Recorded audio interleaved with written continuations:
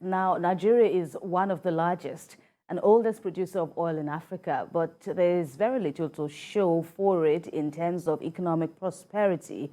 And since the world bounced back from the COVID-19 pandemic, Nigeria has been unable to meet its OPEC production quota.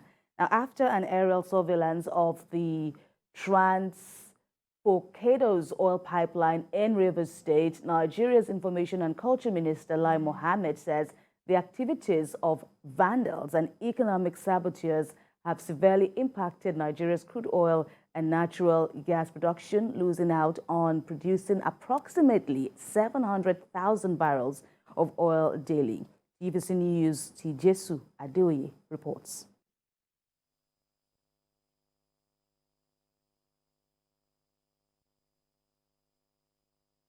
Nigeria continues to record a daily loss of crude oil caused by theft and the activities of pipeline vandals. The federal government's records reveal that more than 200,000 barrels of crude are filtered away on a daily basis.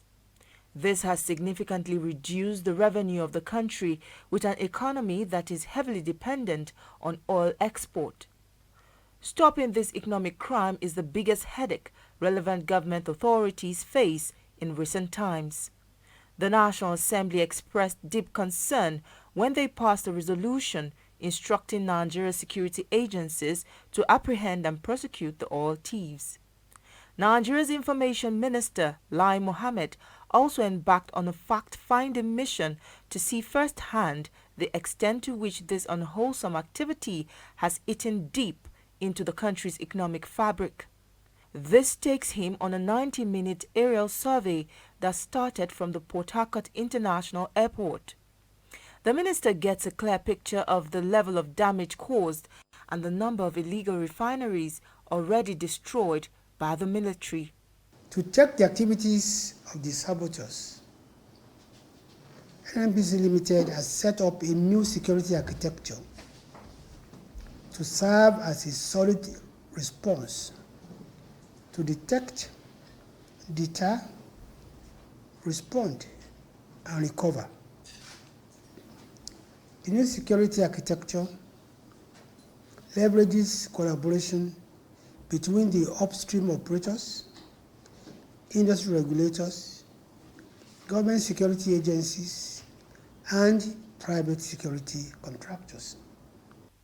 The minister also commends the quick response of the NNPC Limited and their heavy investment in the use of appropriate technology for continuous surveillance.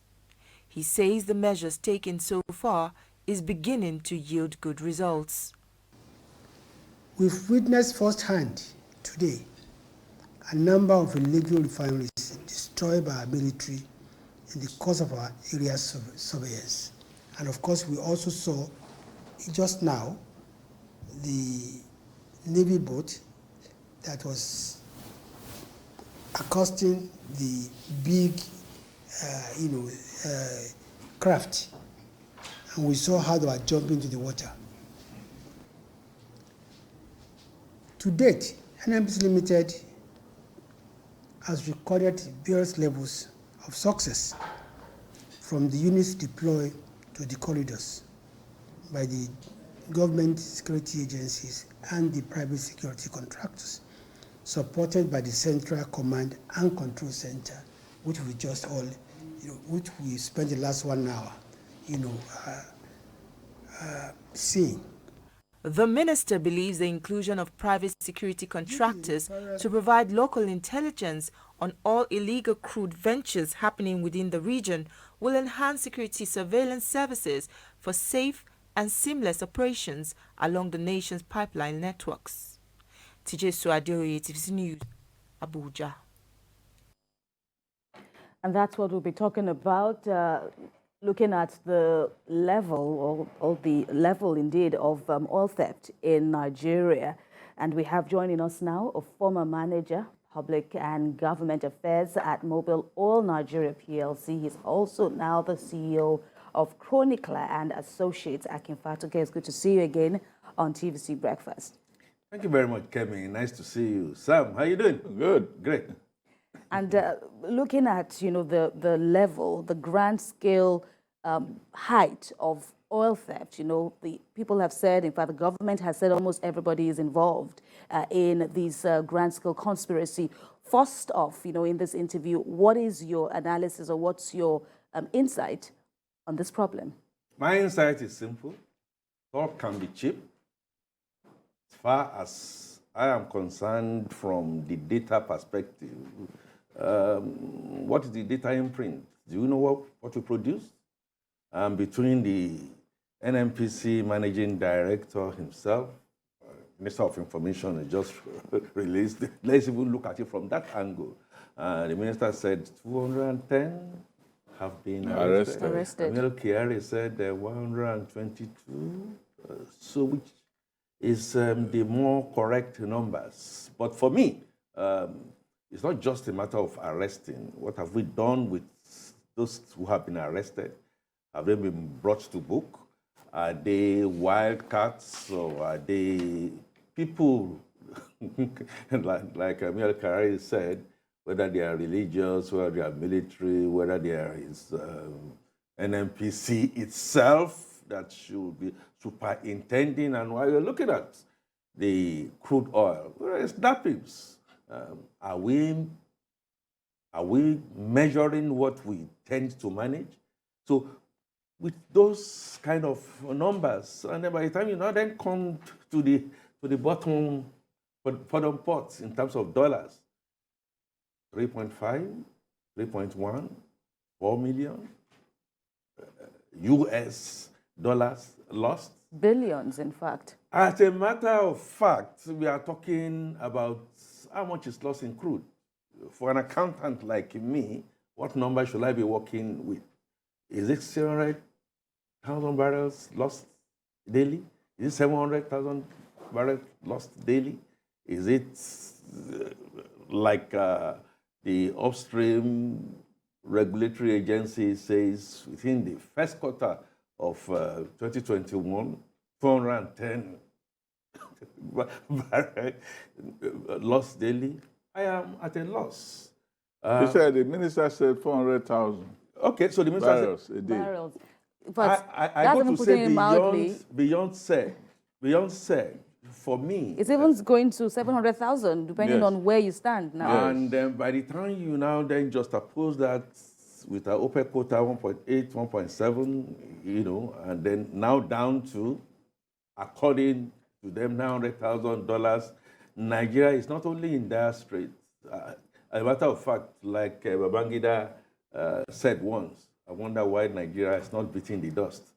So there are implications, of course, and then the matrix implication is showing the fact that the crime, which is a collaboration between the military, between the community itself, between artisanal refinery, between them and the international oil can you just tell us how it works? Let me tell you how it should work. And I'm telling how they do it, how they steal it. I'm not a thief, Sam. No, you are in the industry. You know how they do it. I cannot tell you this is how they do it, but all I know is that the bottom line is that what should be coming to the bottom pot is not there. So it's stolen. And like the minister has said... Let me say something. Hang on, Sam. Like the minister has said, take Bonny Terminal. It's not operated for the past 7 months. And according to government, it is because of this massive stealing. Does that tell you that whether they are locals, whether they are military that's on the other side, the typical example that is so glaring because I cannot tell you the intricates. I'm not a thief. I am. But you are an operator. Well, I was an operator, and I can tell you. You should be better than I can tell you right. something that if you do not put those controls in place, you are going to continue to have a sieve, a basket leaking. If you know the controls, if, for instance, then you should know how it's stolen. It's as simple as that. You can make sure you If you know the controls, then you know what you are controlling. Now, if the control is such that no large vehicle can come into the shores of Nigeria, how did MV Honore Idun, what was he doing at the field? The one captured in Equatorial Guinea recently. Precisely. Okay. And before I say captured in Equatorial Guinea, explain what you mean by how vehicle. You mean did ship. how did it even enter the Nigerian soil without the regulators? Is it vehicle? When you say vehicle, explain. Is it a ship? I think it's a tanker. Was it a tanker? It's an oil tanker, very large, MV Honore Idun, carrying crudes that cannot be accounted for, left the shores of Nigeria under the guise and nose of our military, the customs. And what, at the end of the day, do you find? Bulk passing. How did it enter in the first place? And in any case, if the international oil company that's came under the nose has a lot of questions to answer, I want to believe that is now being investigated. Sam, you are asking me, How? Because that is the big question. because it happens because those who are supposed to be superintending and be looking after our oil assets have decided, obviously, to look the other side while we are being filtered to the bones. There are two stories I want to tell. There was one I witnessed. I followed a top government official to the Department of State some years ago. And we met with the Assistant Secretary of State to the U.S. And here we were listening to him, telling us what they knew about how this was over 10 years ago, or about 10 years ago, how these people were stealing the money. And they're stealing the crude. And that there will be a ship on the high sea waiting. And then our people will be taking the crude and transferring it to the ship on the sea, on the high sea, waiting. And then they take it away. This was an American telling me, who has never been to Nigeria, telling us the full story about how they were stealing our crude. That is why I say this thing, unless we are kidding ourselves, the ship is not a spirit. The people who are transferring it there are Nigerians. The crude is heavy. What a ship can carry. Sam, it's not small thing. So I want to know. So this is what happens. Now, these things cannot happen. This things cannot happen without the military knowing about it. I said so. Without the National Executive Council of Nigeria knowing about it, the president knowing about it. So we are kidding ourselves. And even NNPC. Is that what I'm saying? The regulators. NNPC, of course, that's what Right. The oil majors know about it. The complicit middle, the artisanal refiners. Yes. Look, Sam, in asking and trying to answer your question directly, hand don't enter hand, as they say downtown. I can tell you for free, if you are talking about 10 years ago, it's even worse now. As an operator, been there for more than 20 years, where, ironically, where the trawler was impounded in Equatorial Guinea, they were coming to us. I mean, I met quite a number of them. And one of the things that we said at that time is, I remember telling one of the drillers, you got to go Lloyd's register. I said, what is Lloyd's register? They got the tutoring from Nigeria. It's not a Nigerian technology. Got the tutoring from Nigeria. Over the years, like I said in my opener, that collaboration between the military, look at the amphibious, look at the NDDC people arrested in Port Harcourt and all that. What has happened to them? The buck stops one on the regulator's table, up the line, the National Assembly committees that are supposed to be looking at the oil and gas. Thirdly, like Wike has shouted and said, the artisanal refiners who have covered the whole of Port Harcourt in suit that our generations unborn, children unborn, even from fetus, are now being affected in a very bad way. So the impact is such that the political will to do, and for me, clearly, the buck stops on the commander-in-chief of the armed forces. Because he chose to head the petroleum ministry, and people beyond are using heading that. the petroleum ministry, he's the commander-in-chief of the armed forces. He appoints, he oversees, and then he is supposed to be getting all these reports that we are talking about. But a question for me would be, the country is in dire straits, in your word. The National Assembly is set to be on a bid now to account for a $17 billion debt to rescue Nigeria from bankruptcy.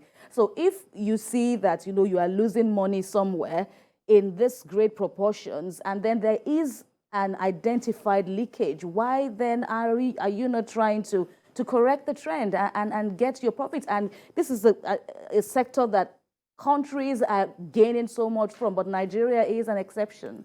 I mean, that's the question.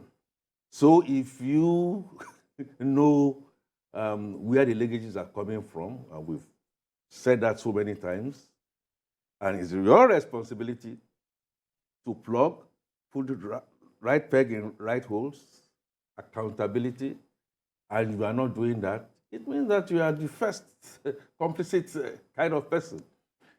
A thief that comes to your house knows he's going to come and deprive you of one or two things. He puts his strategy in place.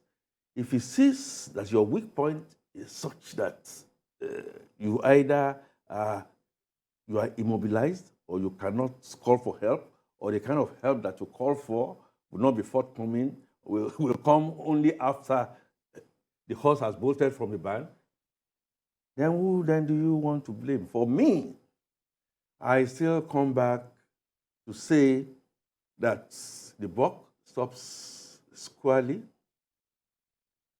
on our commander-in-chief, and I say that guidedly, whose responsibility is to understand, appreciate, listen to all these legacies that we are talking about, and of course find a way to plug them. To the extent, like the Honorable Minister just said, on the aerial surveillance that went and they destroyed, a lot of artisanal. Again, is that what we should be doing? Perhaps yes, but I say perhaps no. Why can't we harness this? The Vice President at one point in time said, look, these modular refineries, these artisanal refineries, can we get them together, train them, inject them with the right kind of technology, and everybody within the chain value does what needs to be done, and a central control that sees, like the operators are saying, we are losing and we are bleeding on a regular and daily basis, and nobody is being called to account. So whose fault would that be? For me, I think we have the knowledge. I believe Nigeria has the capacity to be able to do it. There are people in the industry. I worked in that industry for some neon years. And I also know that whether it is Angola, whether it's Equatorial Guinea, they came to Nigeria to come and get what you like to describe as hands-on experience. And they are doing so well today. And as their country is going down, it tells you the center is not holding. And unless we take a drastic decision. One, to make our armed forces, our security agencies that you mentioned, work. Go to DSS. I can tell you for free that there have been reports that have been written, passed on. Is it being worked on? Is it being implemented? And it's the reason why I said, if the political will is not there to curb this, for one reason, and that is the reason of corruption, what have the people now then do? Since the social contract is clearly broken, you take our oil, goes to the center, some other resources are not taken that same way, and the Niger Delta region improving, but is still in dire straits of development. It means, therefore, that there is no justice, there is no equity, and the people have taken virtually their destinies in their hands. We don't trust you, so let's take the oil, let's begin to pollute the environment as much as we can, take ours on ground. Nigeria keeps on bleeding. Now, do you know part of the dimensions, we just mentioned it, part of the dimensions is political, like I said. Have the issue concerning the military, not doing what needs to be done. We need the PIA, that audacious bill that has been said. We have not seen situations where it is working as it should, because under the regulators, if what happened to Petroleum Industry Act, so PIA Act, yes, that has set up the upstream petroleum regulatory agency, the Nigerian midstream, downstream regulatory agencies, they are empowered to license, they are empowered to approve, and if under their notice this is happening, and customs will come to the National Assembly and begin to point hands at NNPC that some of the numbers, some of the data print that we are putting across is not correct. How much do we consume? How much do we produce? And we have not been able to do that. And the capacity to be able to do that, the template is there. Come on. It therefore means Nigeria is not serious. Hopefully we are going to get much more serious.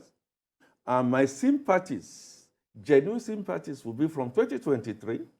We need leaders who understand, leaders who will be ready to face this very, very squarely, to stop the bleeding, and see situations where Angola that used to come to us, now the currency is stronger, one of the strongest, and it's even helping Portugal as we speak. Yet Britain is in dire straits. Under circumstances normal, if we had gotten our acts together, ordinarily, we don't have to believe it, Nigeria should be supporting Britain.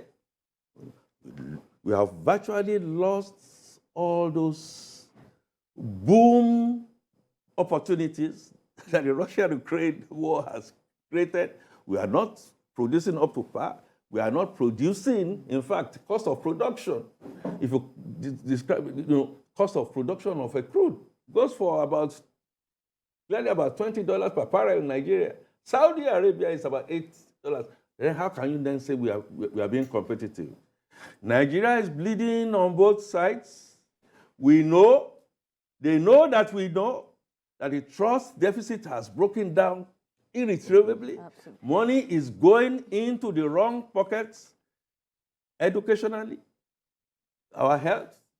Let's talk about our security. But let me quickly bring you in. Let me quickly bring you in into the controversy. So we are seeing the federal government now giving contracts, pipeline surveillance contracts to non-state actors, so to speak. Tompolo has been in the news. He too has benefited from this initiative. 40 billion. Right, 40 billion surveillance contract. What do you make of this as a way to curb this magnanimous oil theft we have on our hands? Again, not a few Nigerians, including myself, have questioned that. I'm sure I really don't understand. But in the thinking of government, putting that kind of money in the pockets of one person that just a few years ago you considered to be, quote unquote, a bandit, a non-state actor. And in your thinking, okay, maybe you want to involve community and stuff like that. Is that the kind of best deal? The rain started to drop even before it hit the ground. Amongst them, they are already having fisticuffs. Why should it go to that person?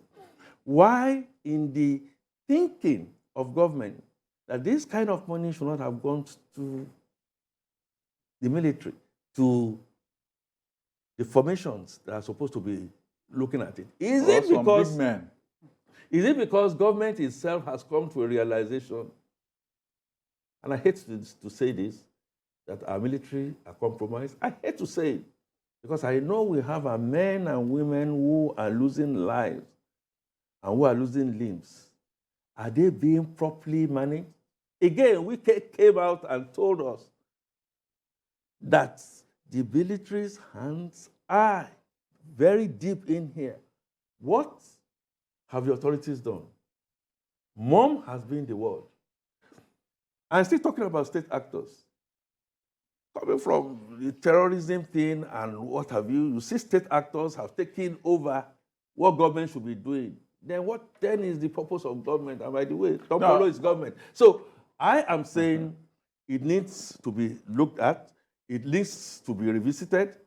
For me, if that is in place, and yet on a regular, daily basis, we are losing so much, it calls to question that the complicit middle and the operators are not prepared to take Nigeria out of the woods. They have not arrested major military men. They have not arrested major government officials. They have not arrested major. Hold on. Many companies that are working with them. They have not arrested major stakeholders in the communities. Who have they arrested? Sam, who do you expect to arrest? You expect to arrest yourself. You expect a thief to arrest a thief? All right, we'll need to bring you back. We'll need to bring you back, to talk further, because we really haven't even, explored all the angles. It's also the role that IOCs have played in this whole, conspiracy. We will get to talk about that some other time. Thanking you very much, Mr. Akinfatuke, for your insights on the matter. You are so correct. I hope we'll be able to make an example of what has happened to MV Honorary Idun. We know the international operator. I want to believe they are looking and they are making the investigations, but I am not certain that investigation and the culprits will be brought to book. Why? Because hand don't enter hand, like they say. Yeah. All right. Thanks again, Mr. Patuke, for speaking with us on TVC Breakfast. Thank you, Remy. Thank you, Sam.